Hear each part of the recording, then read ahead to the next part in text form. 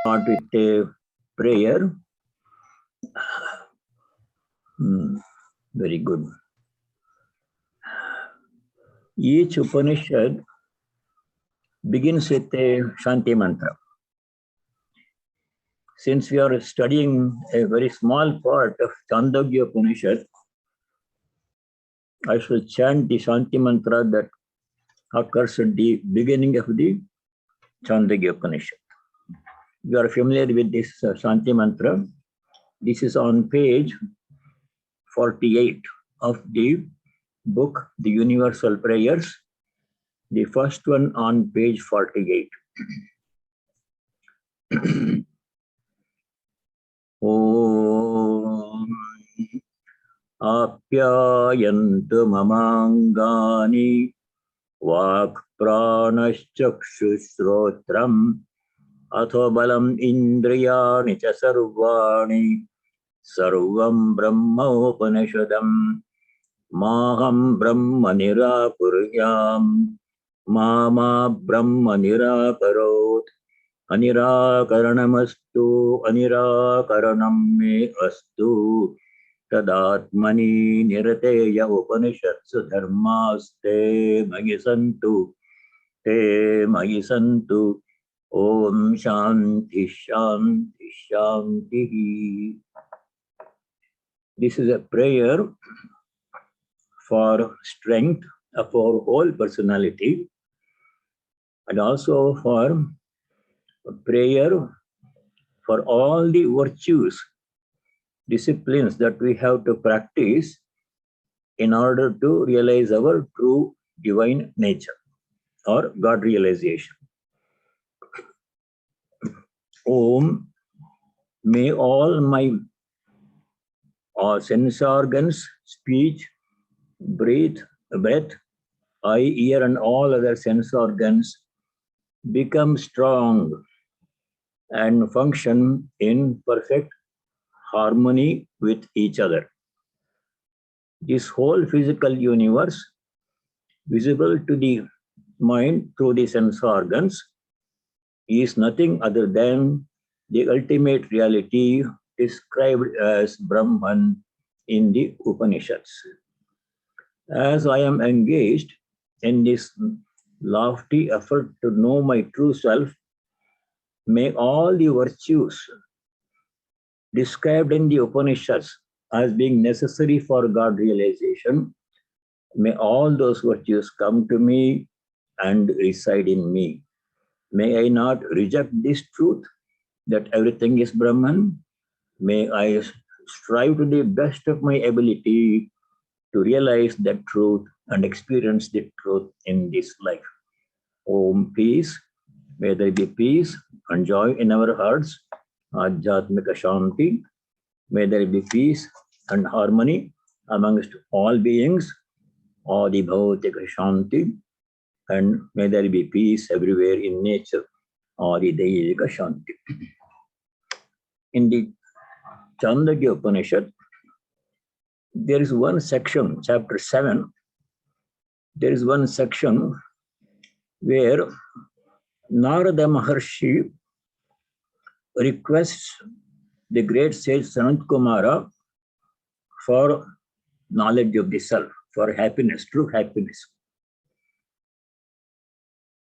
In this segment of the Upanishads, Narada Sanatkumara Samvada,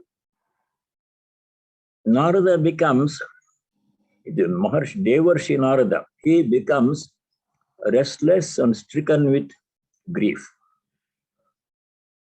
Ordinary people like us, we have all the problems, that is understandable. Narada himself, such a great devotee of Vishnu and Devarshi, he also became sad, grief-stricken, did not know how to find happiness. He had mastered all the shastras, scriptures, all branches of knowledge. So what does he do? The knowledge has to come, true knowledge has to come from a qualified teacher.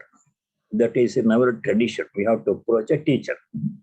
When we require knowledge. So the importance of teacher has been explained in the same Chandogya Upanishad in another segment. Satyakama story you have heard sometimes. Satyakama also got knowledge of Brahman from nature, but he still wanted his teacher Aridrimata Gautama to give him knowledge, because knowledge fructifies, bears fruit only when it comes from a qualified teacher to a qualified student. So Narada Maharshi goes to Sanatkumara, the greatest among the sages. Then he says, "Sir, please teach me how to find true, lasting, everlasting, unconditional, infinite happiness. Not worldly happiness, which is temporary. Worldly happiness that comes through all the things that people do, family, job, profession, money, property, possessions, youth, beauty. And all these are very temporary kind of experiences. They last only for a short time, and there is no guarantee that they will continue. But what Narada was seeking was the highest kind of Ananda, Satchidananda. That's our true nature. That Ananda is bliss. Unlike worldly happiness, it is eternal, infinite, everlasting. Nothing can surpass that Ananda of the self, joy of the self. In our spiritual tradition, our sages have identified three kinds of Ananda, Sukha. Most ordinary people are aware of worldly happiness, Vishaya Sukha, Vishayananda, coming from sense objects, food and property, possessions, family life, children, those things. That is not the Ananda, kind of Ananda Narada is seeking. Then there is second kind of Ananda that is called Bhajanananda. You can read about this in the Gospel also, Gospel of Sri Ramakrishna. Bhajanananda means the joy of worship. When a person or a group of people worship God in any way, different kinds of worships are there. Chanting God's name and singing devotional songs, all those things when people do, either individually or in a group, Samuhika Prarthana, they experience a kind of joy, which is better than the happiness that comes from sense objects, worldly pleasures. That joy of worship, Bhajanananda, is superior to Vishaya Sukha, sensory pleasures, because Bhajanananda paves the way for the highest kind of bliss, which is Brahmananda, knowledge of the self. That's the highest that anyone can achieve. Bhajanananda is like a bridge between worldly happiness, which is temporary, fleeting, conditional, and highest kind of Ananda, Brahmananda. Also, this worship of the joy of worship can be experienced by anybody in any condition. There are no prerequisites except desire to know God. What Narada was seeking from Sanatkumara was Brahmananda, knowledge of the self, because that alone can remove all miseries inherent in human life forever, permanently. That's the only way to find eternal, infinite, everlasting peace that nothing can disturb. That's what Narada was seeking. So Narada goes to Sanatkumara and says, "Please teach me how to find that ultimate happiness." Now, Narada himself was a very great scholar. He knew all the Shastras. So Sanatkumara, being a teacher of the highest order, he wants to know where Narada is in his spiritual journey. That's the hallmark of a good teacher. Know the present status of the student so that he can start from there and build the knowledge up, impart knowledge in stages, from lower truth to higher truth, as Swamiji says. So Sanatkumara asked Narada, please tell me what all you have studied right now until now. And then if you need to know anything more, I will see if I can help you with that. So Narada gives a very big list of branches of knowledge that he has mastered already. This includes, I'll just read the translation. Narada says, I have studied Rigveda, Yajurveda, Samaveda, and the fourth Atharva Veda. I have studied the fifth Veda, which is Mahabharata. Mahabharata is called the fifth Veda, Panchama Veda. I have studied history and all the Puranas, the science of offerings to the ancestors, Pitruvidya, mathematics, the science of omens, the science of treasures hidden underground, logic, ethics, astrology, Vedic knowledge, physical science, the science of elements, geology, archery, astronomy, herpetology, snake controlling snakes, science of snakes, and fine arts. Everything he has studied.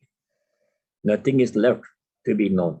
But still, in spite of having all this knowledge, fund of knowledge, Narada is restless, has no happiness, has no peace. That's why he goes to Sanatkumara. Then Narada adds something very insightful. He's the best among the students of all. The best student is Narada. He says, sir, I have known all the Shastras by heart. I can chant and recite them from memory, but still I don't have peace of mind because I have heard from great teachers like you. Narada says, Sanatkumara, I have heard from great teachers like you that knowledge of the self alone can give Atmajnana or Brahmajnana alone can give true, lasting, infinite, eternal peace and joy. Nothing else can give that kind of experience. So please teach me how to get that joy. That was Narada's request. Then Sanatkumara says, you studied all these subjects, how many branches of knowledge, but still your knowledge is limited to textual knowledge, text only. Mantra videva asmi na atmavid, Narada says. I know all the mantras by heart, all the Upanishads and Puranas and whatever Shastra you say, he knows it by heart. But still no peace of mind. That means all these branches of knowledge that Narada has mastered, they fall under the category of aparavidya. We know from earlier studies two kinds of knowledge, paravidya, aparavidya. Aparavidya he knows, knowledge of the world. But paravidya, knowledge of the self, he does not have. It is that knowledge of the self, atmavidya or paravidya, that can give this experience of ultimate bliss. That is what Narada is seeking. Sanatkumara says, your knowledge is limited to the knowledge of the texts. All the books you have memorized, you can chant in every way. That is not enough. So where do I start?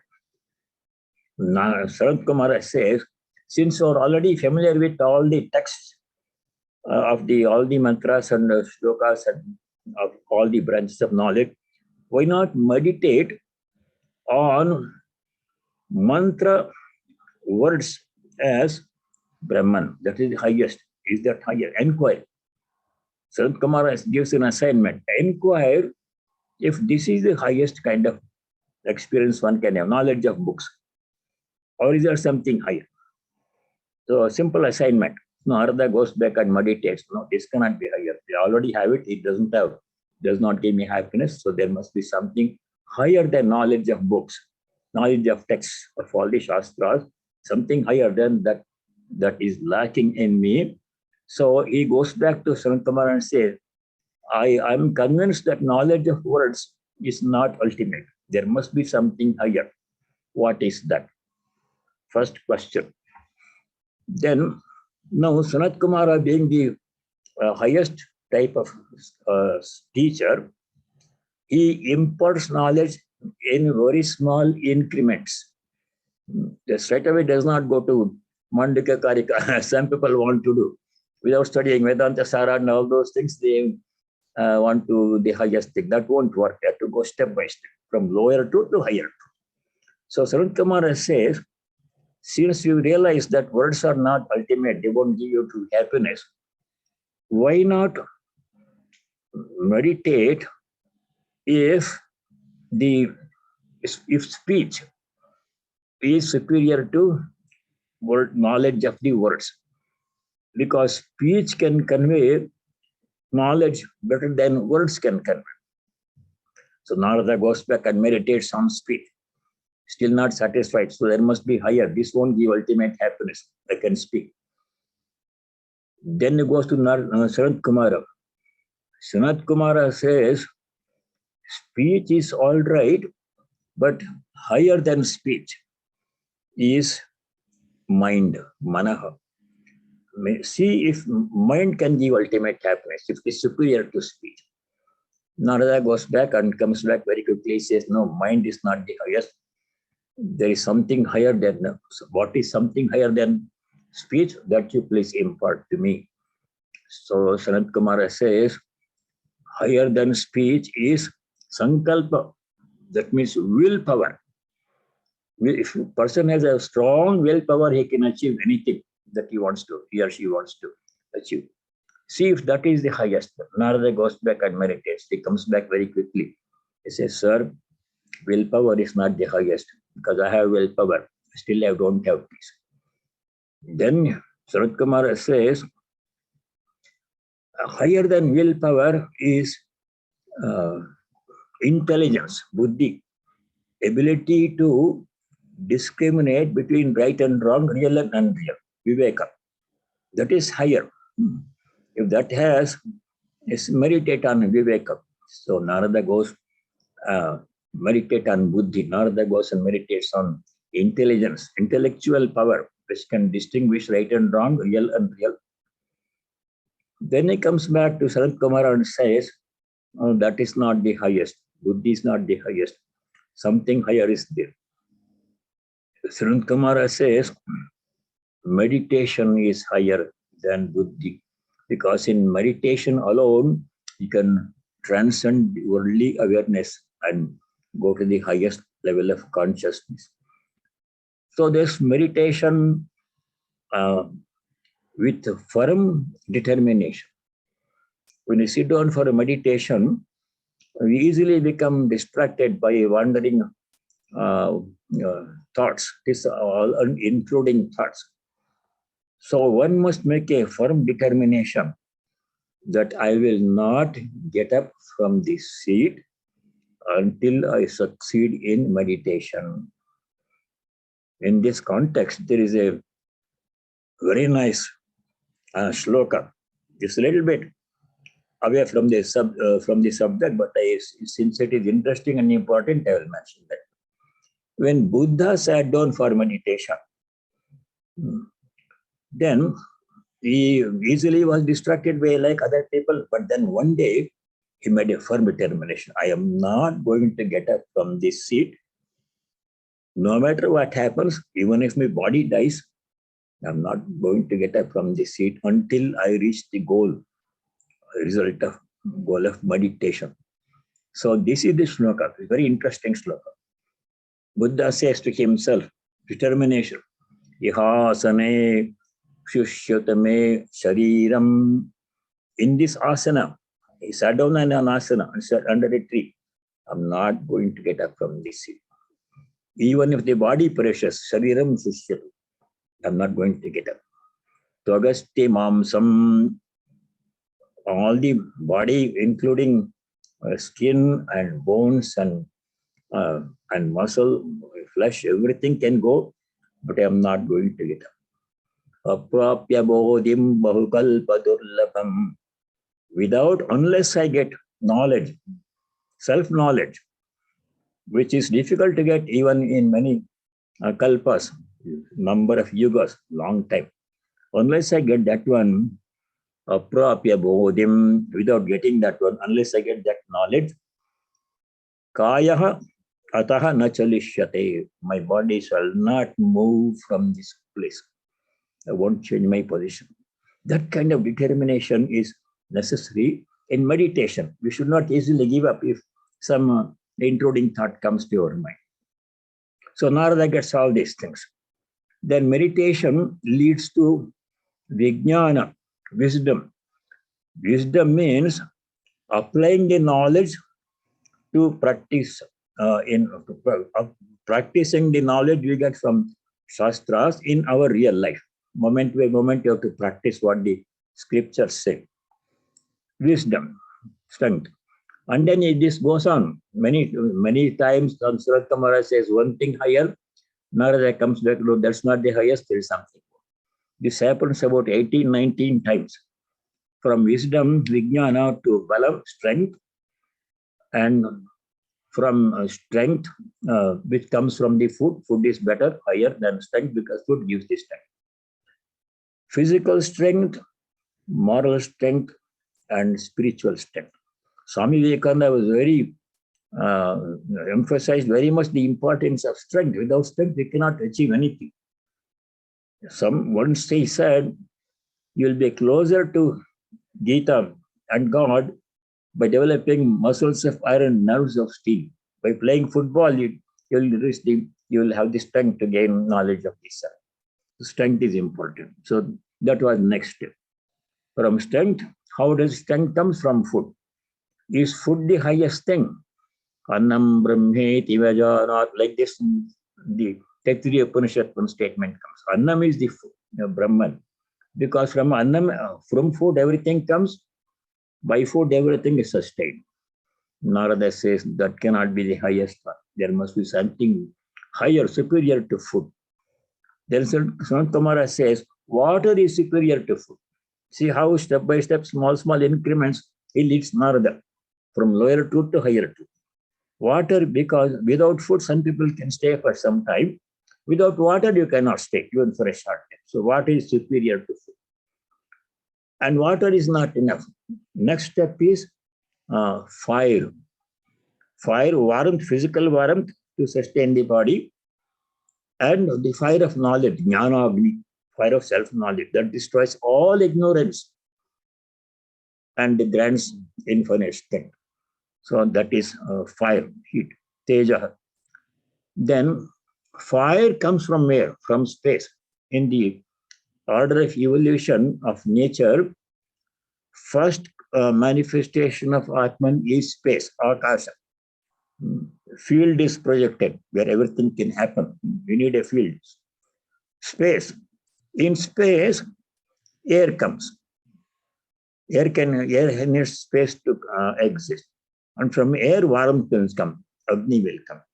So Sanatkumara says, space is superior, Akasha is superior.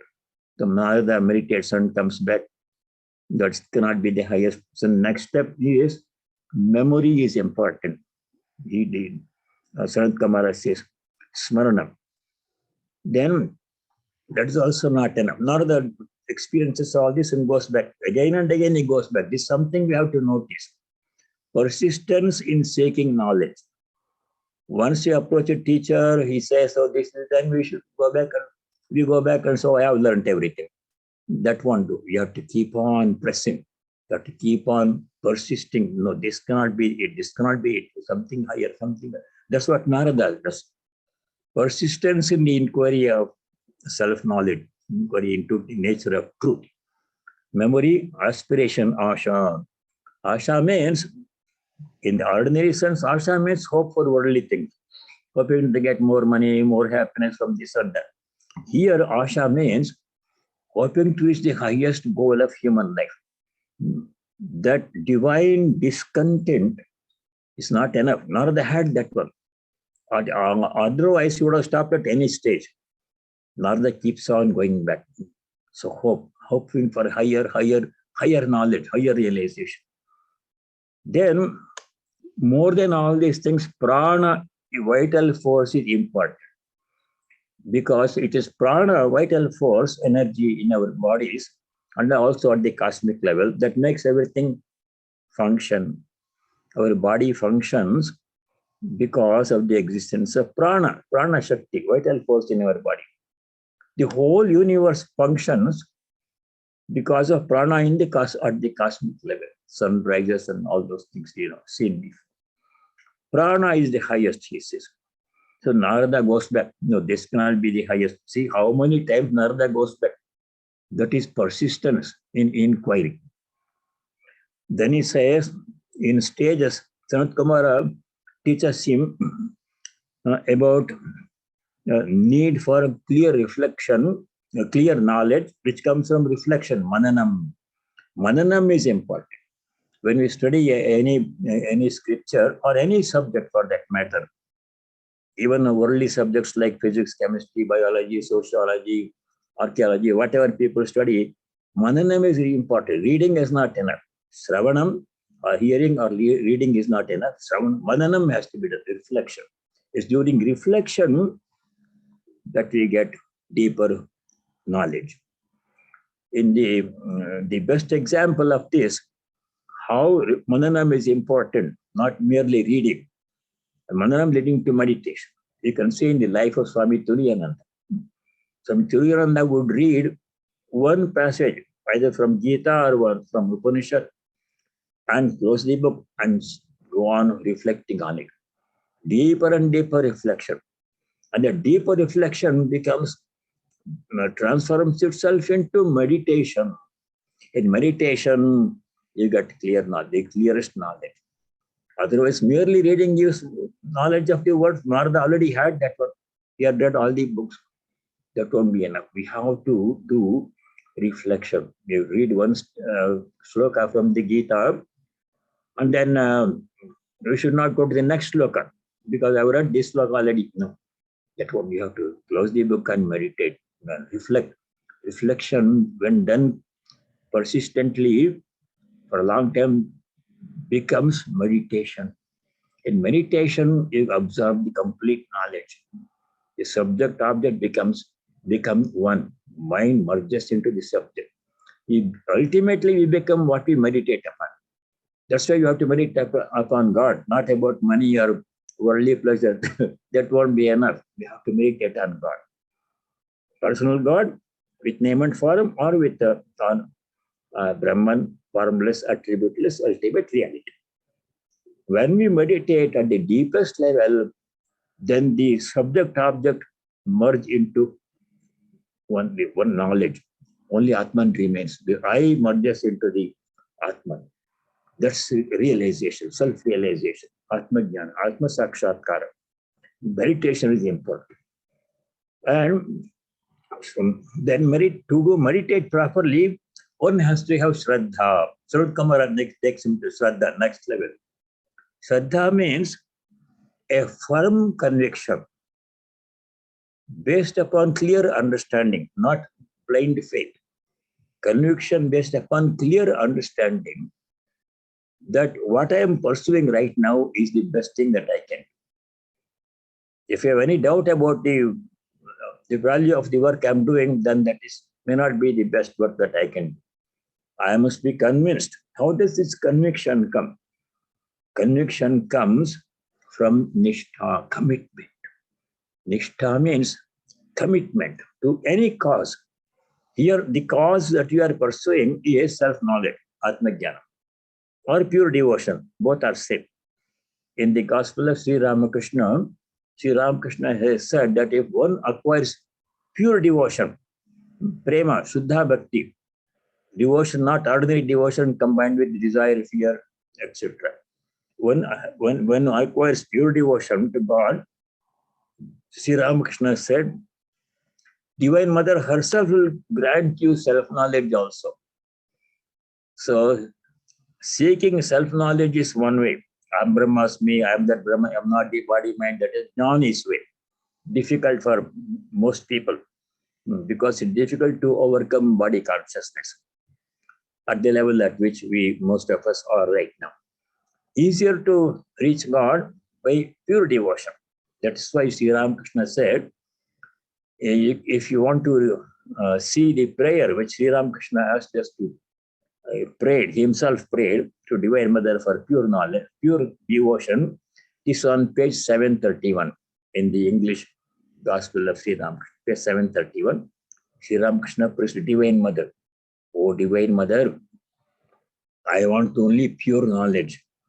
I am seeking only pure. I am not seeking the bodily comfort. They also come. I am not seeking worldly fame, lokamanam. I am not seeking the 8 occult powers, animadi, ashasi. I don't want any of those things.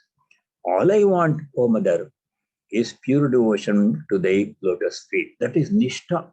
With that commitment to achieve one thing, which is of the highest value, which cannot be surpassed by anything else. That is commitment is called nishtha. That is necessary. So devotee should have nishtha to achieve devotion and reject everything else. Lokamana China, Animadi Ashtasiddhi China, all those things. That prayer is very interesting. Grant me pure devotion to the lotus feet. May never have any attraction for worldly pleasures, kamini kanchana, in this bewitching, world bewitching maya that you have created. I don't want any of those things. Like that nishtha, commitment is necessary to the highest cause. When we have that steadfastness, then only our effort will become successful. Not half-hearted effort. If possible, it's okay. If not possible, maybe tomorrow. Not like that. Nishtha, firm commitment must be there. That is the next step. If we have nishtha, commitment to a particular cause and pursue it with great energy and persistence, for that effort is necessary. Self-effort is necessary. Self-effort, swaprayatna is necessary. In the Gita also we have studied about swaprayatna, self-effort. In the 6th chapter, there Bhagavan Sri Krishna says, sloka number 5, Uddharedatmanatmanam Atmanam avasadayet. Atmanam uddharet. One has to lift oneself up by one's own self-effort. Then grace will come. If I simply sit down, everything happens by God's grace, then nothing will happen. I'll be staying in the same place. Sri Ramakrishna gives the teaches the importance of self-effort in this way, with this example. Supposing you have a sailboat on a lake. And then if you sit down in a sailboat and says, wind will come and I will go forward journey, I don't have to do anything, waits for the wind. Wind is blowing, but the boat is not moving because the sails are rolled up, not unfurled. We have to unfurl the sails so it can catch the wind which is already blowing, and then boat can move forward. The self-effort is necessary. We have to take the first step towards God, then God will take 10 steps towards us. This is what Swami Vivekananda said from his own experience. In one of the letters Swami Vivekananda wrote, if you take one step towards God, God will take 10 steps towards you. This I know from experience. So that is the truth. But you have to take that first step. If the child is not busy playing with the toys, then mother will watch, nothing happens.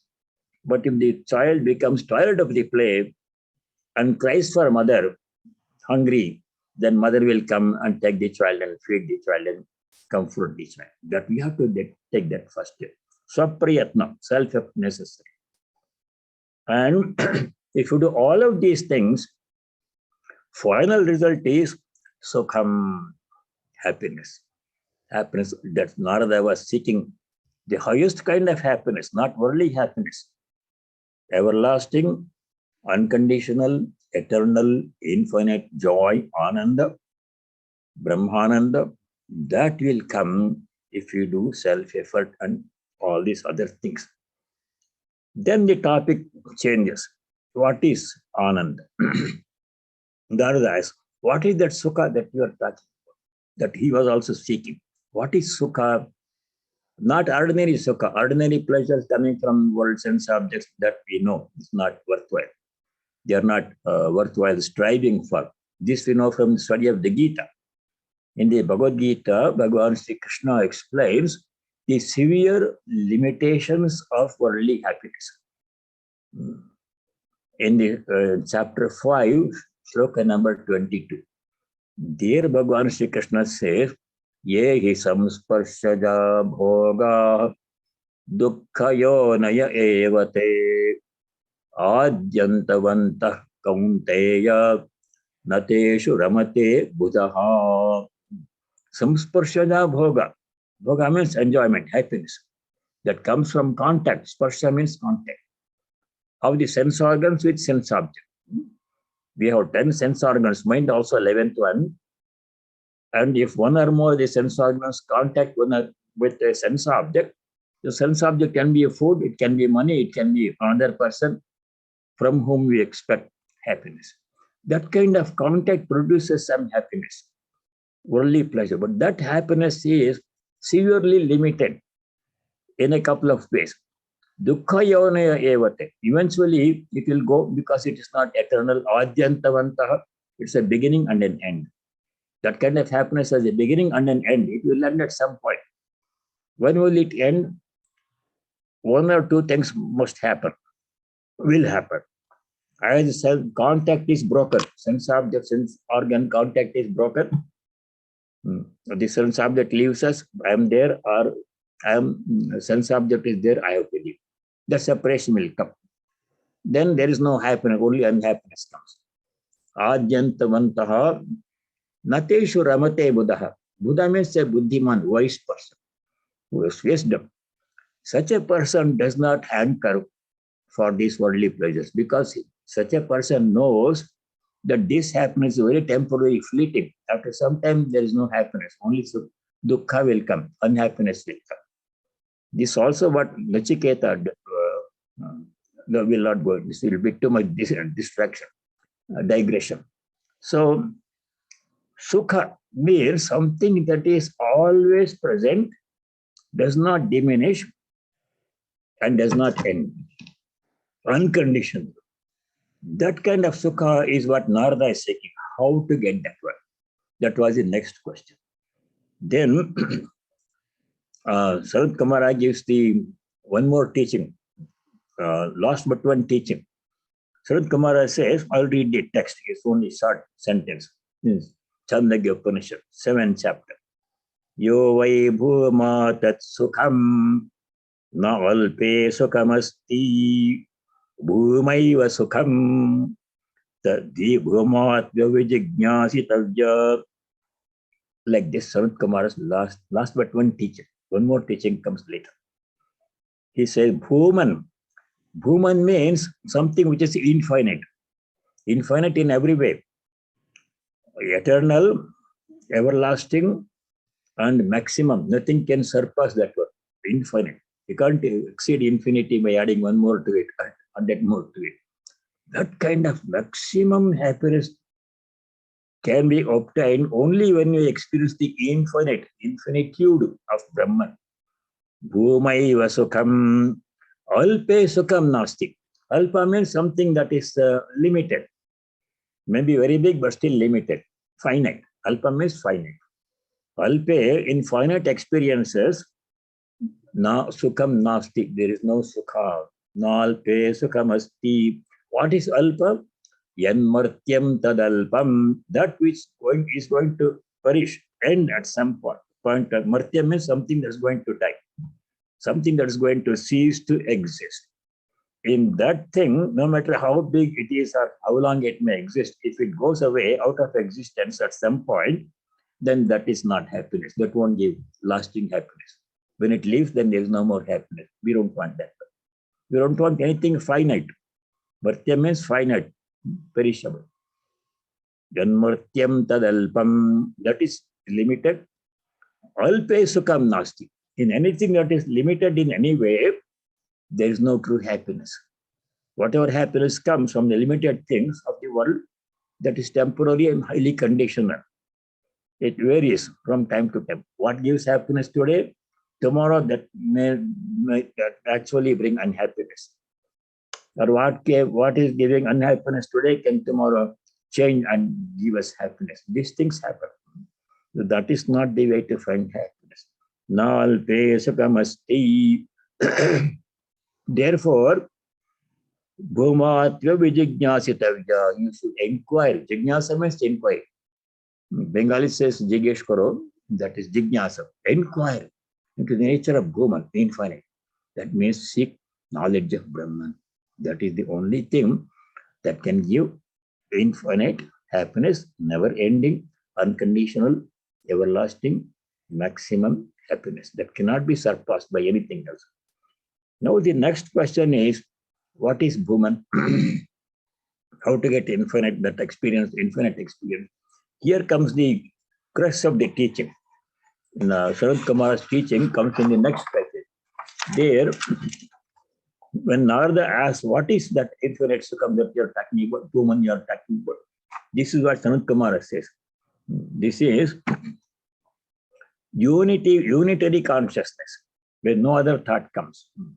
Only knowledge of the self. So the passage is, I'll read the passage and I'll translate it. Sanatkumara says to Narada, describing Bhuman, infinite happiness. Yatra nanyat pashyati, nanyat srunoti, nanyat vijanati sabhuma. What is Bhuman? Where there is no other thing to be seen. Na anyat pashyati. The person does not see anything else besides oneself. One's self, capital S. Besides that, nothing else is there. Not even the body-mind. They're all outside objects. Body-mind, which we think we are body-mind, that's not us. It's a sense object. Body-mind also objects in relation to the Atman. Atman is self. So that is what we are. That is Bhuman. Yatra nanyat pashyati, where they don't see anything second object. There is no second object. Only self remains. Ultimate reality, self remains. Na anyat srunoti, does not hear from any other object. No sound, nothing, no sight, nothing.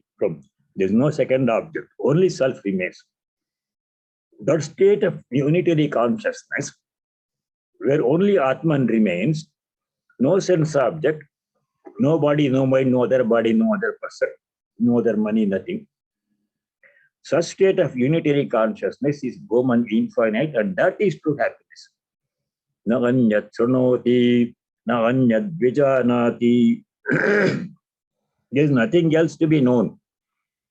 If you know the self, you know everything. All other sense objects are fleeting. They come and go. They're not permanent, not worth knowing. Anyat srunoti, anyat vijan, tad bhuma, that is Bhuman. Bhuman, infinite, means only the self remains. No other second entity is there at all. The moment you bring in a second entity, even if it is your own self, ego, my body, mind, then that is the cause of limitation. It limits. Only one infinite can exist. Two infinities cannot exist. If something else other than infinity, then it's not infinite. They limit each other. Unlimited, infinite means existence of only one unitary, that is pure consciousness, not material in nature. Because material is limited. It comes and goes. Matter undergoes 6 changes we have seen before. That is not ultimate reality. If it changes, if it goes out of existence, then we can't depend upon that. That won't give us lasting happiness. Something that is always there, something besides which nothing else is there. Na anyat pashyati. There's no other second thing to be seen, heard from, or to interact with. That state of unitary consciousness, pure consciousness, that is true happiness. That is Anand. The moment we have think of a second object, then it limits, and that cannot be infinite happiness. Sabhuma, yo vai bhuma tadamritam. That which is infinite, that is amrita, immortal. All other things are perishable in nature. They may live for a long time, but they will go out of existence. Only self Atman, which is pure consciousness, that is indestructible. This we know from study of the Gita. In simpler way, Gita explains this. Bhagavan Sri Krishna explains in the nature of the Atman, infinite nature of the Atman, eternal nature of the Atman. Bhagavan Sri Krishna explains in the 2nd chapter of the Gita. That has come so many times. In sloka number 20 to 20. There, what is infinite? Something that does not take birth. That means if it takes birth, that means it was not there before birth. That is limited already, limited in time. Something has no birth. anadi, beginningless. Something that does not end at any time for any reason. Something that does not change. That is infinite. That's our true nature. That only is happiness, Anand. So, second chapter, sloka number 20.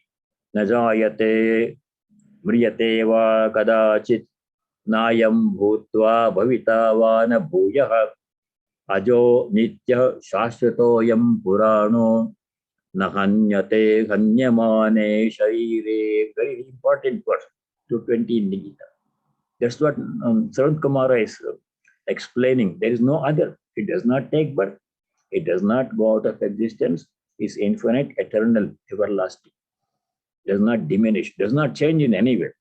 Everything else in the universe changes, including the sun, stars, moon, galaxy, everything will change, go out of existence slowly, but not Atman.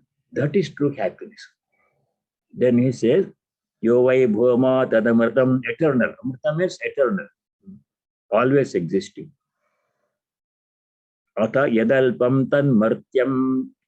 Things that exist for a short time, they cannot give everlasting happiness. They give happiness when they exist. Or even when they exist, they may give unhappiness also. There's nothing fixed about it. Only eternal, infinite self, Atman, can give true happiness, everlasting happiness. Then Martyam. Then so Narada asks a question. Sir, if it is that infinity is happiness, woman, where does it come from? How is it supported? Who is the cause of that one? Who supports that woman? Narada's question. Sabhagava kasmin pratishtitam iti. Pratishtita iti.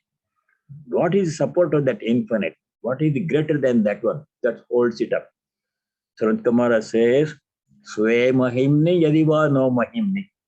It exists in its own power, not powered by somebody else. See, we exist because of outside power coming to us from the sun, from food, all these things are, if we keep on taking them, then we exist for some time. If these are stopped, then we cannot exist. So we are not independent. We depend upon the external source of power. But the self is in its own power. Sve mahimni, in its own power. There is no other second power higher than that to support the existence of the self.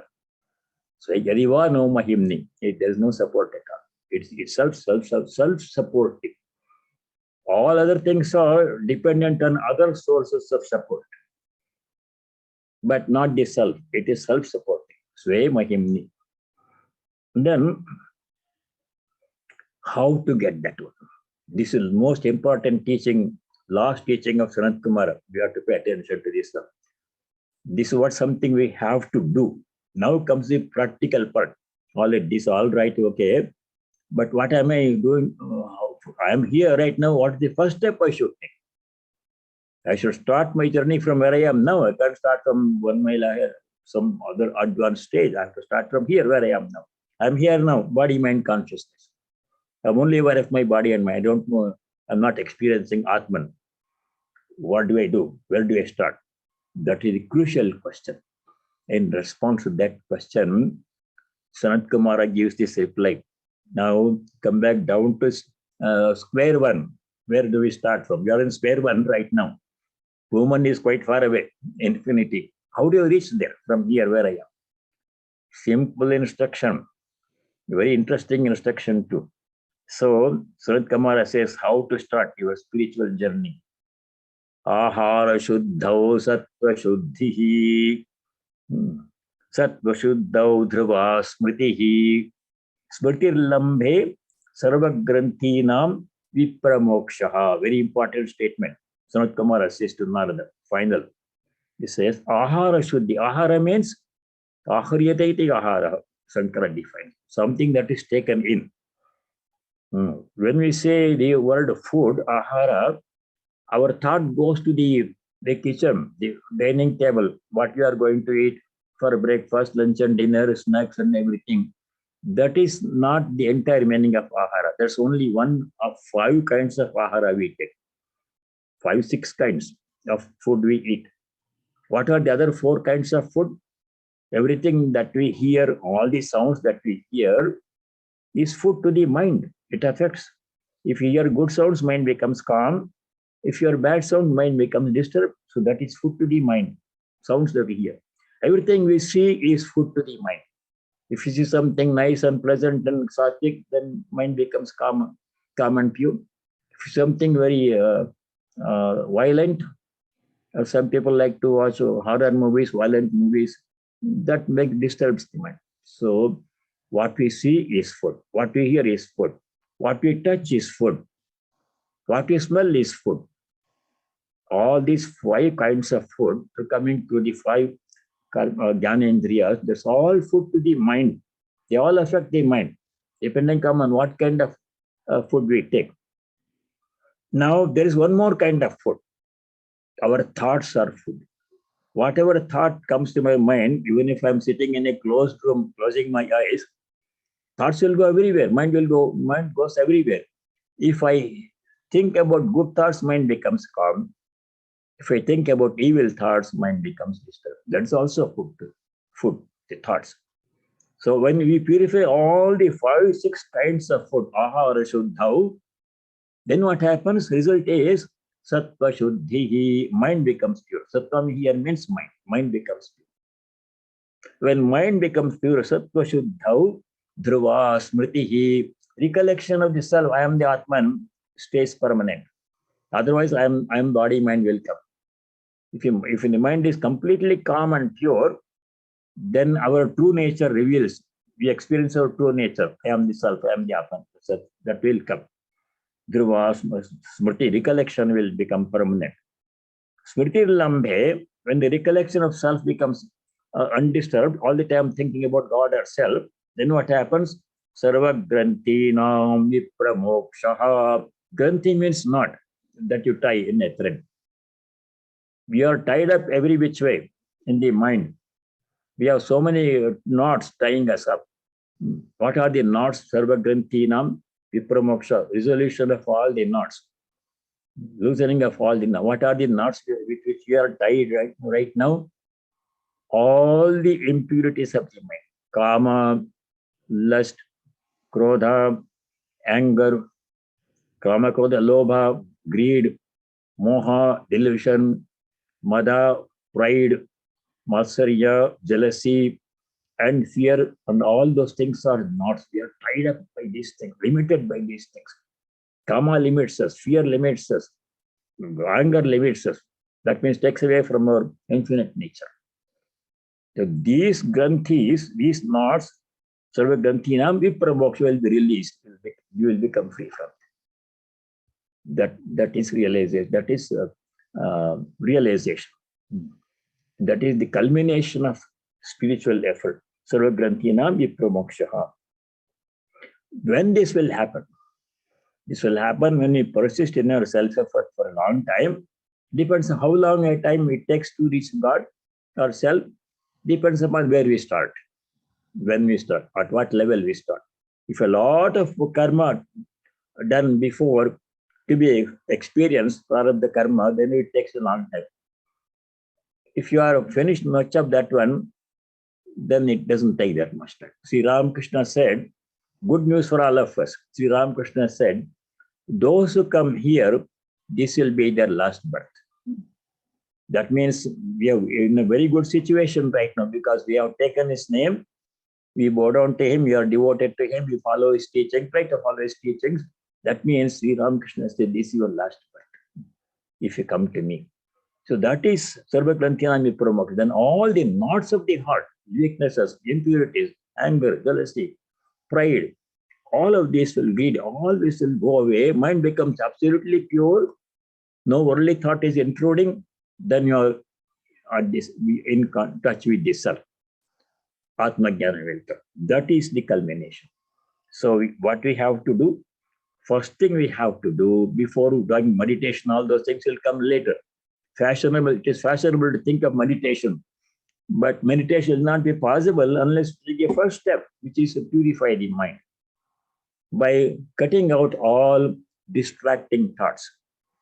That's why in the other Vedic prayer we say, Bhadram Karne Vishrunayama Deva, with our ears, Karna. May we hear only auspicious sounds. Badram Pashyema Akshabihi. With our eyes, let me see only auspicious sights. So if you go to some kind of movie house and watch a movie, all kinds of things are disturbing things are there. Profanity and violence and unmentionable things are in the movie. So for spiritual seekers, that should be totally avoided. The conversation, the company we keep, and the way we spend our time, what thoughts come to our mind, they all have to be purified. What we hear must be pure. Sounds, all kinds of sounds are there. Disturbing lyrics are there in some so-called music.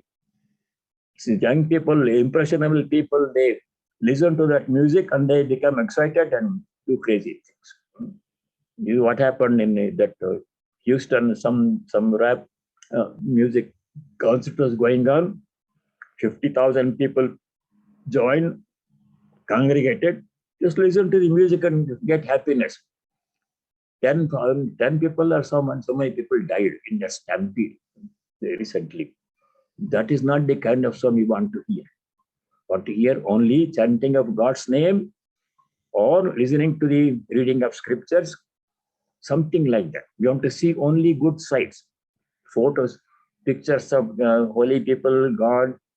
These things we have to see, not all kinds of things that are shown in the television or on the internet. So we have to purify this food that we eat, 6 kinds of food that we eat. Then the mind becomes pure. When the mind becomes pure, then the collection of self becomes permanent, dhruva smriti. And then what happens? All the knots of the heart are cut asunder, and we are at the doorstep of realization. Now, this can be done by 2 ways: the path of knowledge or the path of devotion. Sri Ramakrishna said the path of knowledge, Am Brahmasmi, I am not the body, mind, I am the self, is difficult in the Kali Yuga for majority of people. Because in the Kali Yuga, person's life depends upon food. Kali Yuga annagata prana, he said in the Gospel. Food means all kinds of food, not just what we eat. So do we have to purify that one? So the path of devotion is easier, he says, than the path of knowledge. But both will give the same result. So, Sri Ramakrishna said, if you achieve pure devotion to God by following path of bhakti, chanting God's name, and moral disciplines, purity of thought and ahimsa, satya, all those things, requirements, prerequisites, chanting God's name and doing japa, meditation, worship of any kind, then you reach, that is path of devotion, easily doable for majority of people in the country. The path of knowledge requires firm assertion that I am not the body, mind, I am the Atman. No matter what happens to the body, I am not affected by it one. By that one, whatever happens with the garment, I am not affected. I am the wearer of the garment. I am not the garment. That Sri Krishna gives example in the 2nd chapter. I am not the body, mind. Body, mind is like the garment I am wearing. If something happens to this, it doesn't happen to me. I am still the wearer of the garment. That way, path of knowledge is difficult because it is hard to give body consciousness. But whichever you achieve, the other will come. In the Gospel, Sri Ramakrishna said, if you achieve pure devotion, by path of devotion, then Divine Mother will give you knowledge itself also. You buy one, you get one free. If you reach the goal through one way, you have reached the goal the other way also. So that is the good news. So here the path of knowledge, I am not the body, mind. And to achieve that one, we have to start purifying our mind by controlling all the input. Everything we see, hear, touch, taste, and smell must be pure. And think must be pure. That is the final instruction of Sanatkumara to Narada. Narada, of course, achieves self-knowledge. And Narada's teachings, Sanatkumara's teachings are very important, applicable to all of us. First step to do in spiritual life is to purify all the input to all the 5 sense organs and purify the thoughts by replacing bad thoughts with thoughts of God. Patanjali says, Vitarka Bhadane Pratipaksha Bhavanam. Some of you are studying Patanjali Yoga Sutra. If any bad thought comes to the mind, then we should replace it by the opposite thought, Vitarka Bhadane, Pratipaksha Bhavana.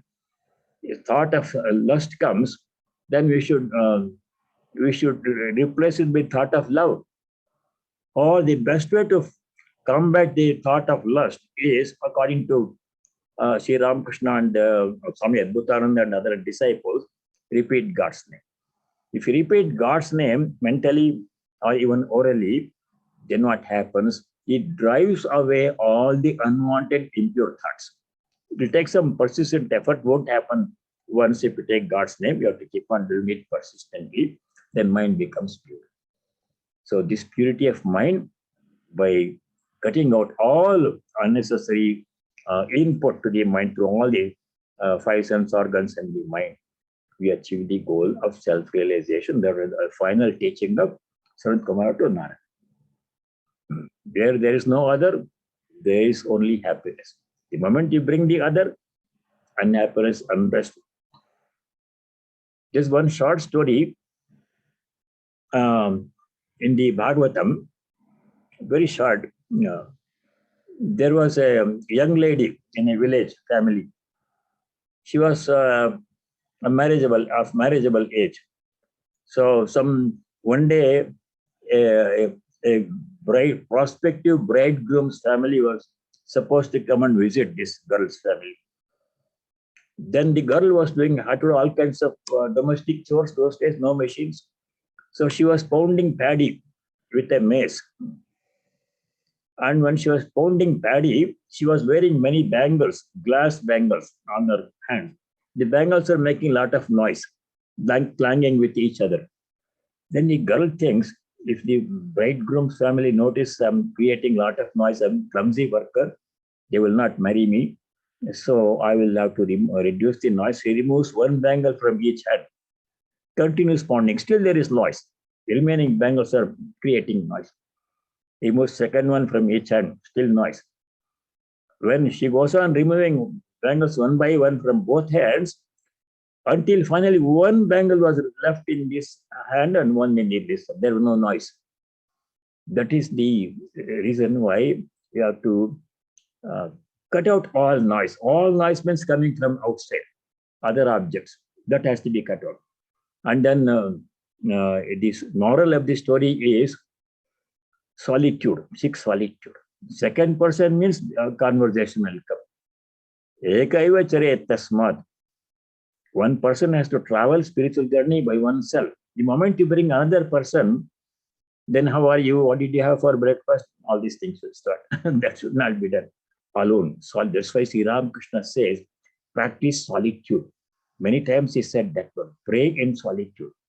The moment you mix with something, even an object, not a person, even there is some other object sitting in next to you, a computer or something in your prayer room, then thought will go there. Not even another object, only you and picture of God or image of God. Alone, solitude prayer. That is very helpful. So let us stop here and I shall say the closing prayer. Om Sarve Bhavanta Sukhina Sarve Santu Niramaya Sarve Bhadrani Pashyantu Ma Kaschid Dukkha Bhag Bhavet. Om Shanti Shanti Shanti. Om, may all be happy. May all be free from suffering of all kinds. May all practice, no one practice what is noble, dharmic and auspicious. May no one be subject to misery. Om, peace. May there be peace in our hearts, joy in our hearts, adhyatmika shanti. May there be peace and harmony amongst all the beings, no hatred, no ill will. Adi Bhavatika Shanti. May there be peace everywhere in nature. Adi Devika Shanti. Hari Om Tat Sat. Sarvam Sri Ramakrishna Arpanamastu. But if you stay well, and God willing, we shall see again next week. Thank you, Swamiji. Can we ask you a question, Swamiji? Yes. Yeah. Doing this sadhana, Seema here from Petal. Namaste, Swamiji. We do get ahead, but we have to realize that we are in Kali Yuga, and then we have to do daily transactions in the world with people who are not spiritually advanced. So it's like I feel like, okay, I'm doing sadhana, I'm progressing. Then I have to come down and transact with the world, and then go into solitude and meditate and connect with God. So it's like a perpetual cycle. So the progress is slow. Slow And progress. yeah, slow progress. So, finishing up these karmas and reaching God seems like a prarabdha karmas, and finishing, it seems like a long ways. So, but the last few years, 5-6 years, I've been feeling that this is my last birth, and I'm going to do as much as I can to do Jana Seva in every way, including parting with spiritual knowledge. That's the highest Seva, says Swami Vivekananda. And then just now, Swamiji, you said that if we have surrendered to Sri Ramakrishna Paramhans and taken Diksha, then he has said that it's our last birth. So I just wanted you to elaborate on this. Am I feeling these feelings, or am I crazy? No, the progress in spiritual life is not smooth, not fast. It is slow. It requires persistence. No matter what kind of obstruction comes, co-workers creating a problem in the workplace and family not cooperating, or one's own health problem or other problem, whatever problem comes, they are bound to come one way or the other. For some this problem, some other problem. We have to be persistent in your practice. And there is a small book called Towards the Goal Supreme, Paramartha Prasanga, written by Swami Vivekananda. It has different paragraphs, each paragraph of instruction.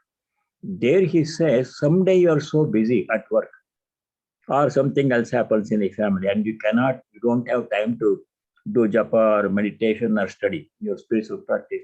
Someday, some days are like that in family life, work life. Then he says, sit down for a few minutes at the end of the day when everything is before going to sleep. And for a few minutes, pray to God, today I could not remember you because I was so busy dealing with worldly matters, distractions, problems at workplace or family. I could not pray to you, I could not study scriptures, but I will take his name for a few minutes, repeat God's name or mantra for a few minutes, and then end of the day. Next day, you try to do better. That is nature of human life. Disturbance is the inherent in human life. Suffering is inherent. You can't completely avoid any of those things. But in spite of that, we have to persist. Sri Ramakrishna says in the Gospel, for a sannyasi, it is easier because sannyasi has no family, no job. Society will support him or her, and sannyasi has to spend all the time in thinking about God. That's possible, should be done. Whether they do or not is a different matter. But for a householder, he has to carry a lot of load, like climbing a hill, carrying a 60, 70 pound backpack is very difficult, not walking on level ground, because householder's life is full of difficulties, and also safety is there. It's better to have a householder's life because you're fighting within a fort. Protection is also there. But the obstructions are there. In spite of this, we have to press on. Persistence in our effort is required. And if you keep on doing it, eventually it will become easier. Sri Ramakrishna says, pray to God to reduce your duties, then your duties will become less and less, responsibilities will become fewer and fewer, and you will be able to spend more time, more peacefully in spiritual practice. So what about my feeling that I've been having last few years, that this is my last birth? And I don't tell that to anybody because they'll laugh at me. That's what I've been feeling, Swamiji. And is that, authentic feeling or crazy? Like you said today, if we have surrendered to Sri Ramakrishna Paramhans in this Vedanta society, then he has said, this is our final birth. Is that, how should one take it? Sri Ramakrishna has given the assurance that you practice devotion or spiritual practice as following his directions, and you will reach the goal. So we should have faith in his words. We should have faith in our Guru's word. There's one teaching Sri Ramakrishna himself gave. If you have a Guru, you must have faith in his teachings. Then effort will succeed. Shraddha, commitment, nishtha is necessary. Right. Thank you, Swamiji. Okay. Devashish. Yes. Pranam Swamiji. Beautiful talk. I was writing down all this. So when you're going through fire, space, memory, asha, prana, mananam, or akash, the air, and then the mananam, and then you finally go into meditation or meditate or shraddha and nishtha, right? Nishtha, commitment, Commitment, and then you go self-effort. Self-knowledge or sukha, and then you get the Anand or the bliss, right? Yes. This complete list you can find in, I give you the reference, Chandogya Upanishad, chapter 7, sections 3 to 22. Chapter 7 each chapter has sections, 7.1, 7.2, 7.3. From 7 chapter, sections 3 to 22 has the complete list. I see. So what I confused. So you going this way, and eventually you get the sukha or ananda or the bliss, right? Atmananda. But then you also have that the bhuman, that when you go to this infinite sukham or the consciousness, nothing but myself. So the consciousness is the ultimate, or Atman, right? That is, Brahman is pure consciousness. Right. Prajnanam Brahma, Mahavakya says in the Aitareya. Prajnanam Brahman means pure infinite consciousness. That is the Sachidananda, ultimate experience one can have. Nothing higher than that. That's our true nature. We are that even now, but we are not aware of it. Swamiji said, each soul is potentially divine. The divinity is within us, but it is potential right now. You have to activate it and experience it. For this, any kind of spiritual effort. This is one path, Sanatkumara says. But you all need not have to go through these 19-20 steps. You follow your teachings of your own Guru, that is sufficient. This is what Sanatkumara taught Narada. Narada was a very higher type of student, not like us. But we don't have to go through all these 20 different things. For each one of us, the best advice we get is from the teacher, our Guru. Because teacher knows our spiritual potential, where we are and how we have to make progress. That's why he or she, teacher, gives the mantra appropriate to you, prescription mantra. Each person is given a prescription mantra that is best suited for us. That's what happens in initiation. If we do that one, it will be simpler, direct path. No, I have been initiated. But so that is all. Yeah. But what I'm confused. So this Ananda or Sukha, the bliss, and this the consciousness. So they are separate, or is the same? Experiencing pure consciousness, which is your true nature, that is the highest experience, highest joy. That's the Sukha. Okay. Experiencing body-mind is very, very limited. Experiencing happiness coming through body-mind is extremely limited, conditional. Gita 5:22. But experiencing our divine nature, infinite nature, Atman, Brahmasmi, that is the highest that anyone can. Beyond that, there is nothing. Nothing surpasses it. That comes through so many different methods. Methods are paths are different. Goal is the same. If you achieve pure devotion, same result will come. Path of devotion is easier. Chanting God's name and keeping the mind pure, study a little bit scriptures and chanting devotional hymns, holy company, solitude prayer. These are all things Sri Ramakrishna taught. If you do that one, that is enough. He made it simpler for us. Right, Swamiji, I do all those, but at the same time, I do have to watch Jeopardy. I do watch tennis because I enjoy the sports and others. So how I cannot get out of those because I Yeah, it's have not possible to give up 100% all of a sudden, but gradually your interest in them will become less and less by itself. Yeah, gradually, after some time, you begin to think, why should I watch all these things? What happens does it bring? Gradually, it doesn't happen suddenly in one day. Your mind itself will become less interested. You don't have anybody forcing you to give up all these things. It comes from within. That's the power of devotion. As your devotion increases, attraction for world decreases. More you go towards the east, farther you are going from the west. So that will happen by itself. You keep on your practices, spiritual practices. Watching the football and Super Bowl and all those things. It's okay at some point. We can't give it up 100% one day. It is gradual process. Gradually, you become yourself less interested. Why should I? All these are not any more interesting to me. At one point, they were interesting. You were watching all these things for a long time. Now it becomes less and less and less gradually, and then goes away without any struggle or effort. But if you say, "Oh, I must give football, watching all these things," and by force, that will difficult. Cold turkey, you cannot give up anything, as they say. Gradually, mind itself will become tired. Why? Oh, no more interesting to me. Like that, movies, all these things, parties, all these things. It'll go away. Don't worry. Keep the name of God going constantly in your mind.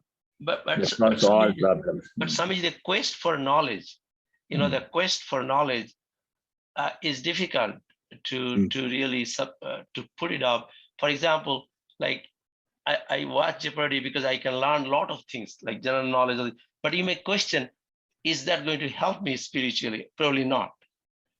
So therefore you have a point.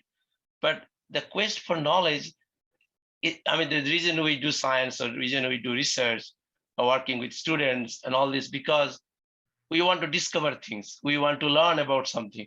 That knowledge is called apara vidya. Whatever subject you study in universities, colleges, doing research and writing papers and guiding PhD students, all of this pursuit of apara vidya. Apara vidya means knowledge of the world. Narada had all of those things. Narada had all the apara vidyas under his control, but still it did not bring him peace of mind. That's when he seeks paravidya, knowledge of self. We have the same problem, Swamiji. That is, we read all these, we know, we keep on reading and finding this, that, but we don't have the true happiness or the peace in mind. Maybe that's the reason why we go to listen to you or, Bhagavad Gita, we read Bhagavad Gita because we are trying to find how do we get there? So that's why we have this questionable mind. We were always asking questions because we come from different disciplines. Good to ask questions. You should have the spirit of inquiry. Is it true? What I'm studying in the Gita, what Swami is saying, what I read in the Gospel, is it true? You have to examine everything. Then knowledge comes with full conviction. If you accept it after inquiry. Swami Vivekananda did not trust Sri Ramakrishna's teachings in the beginning. He had no faith in Divine Mother, all those things. He was Brahma Samaj person. But he tested him. Then we found out after testing and inquiry, skepticism, Swamiji found out, yes, what he's saying is true. It took quite some time for Swamiji to accept Sri Ramakrishna's teaching. So it's okay to be skeptic a little bit in the beginning. But you should continue your effort, then you will feel the difference in course of time.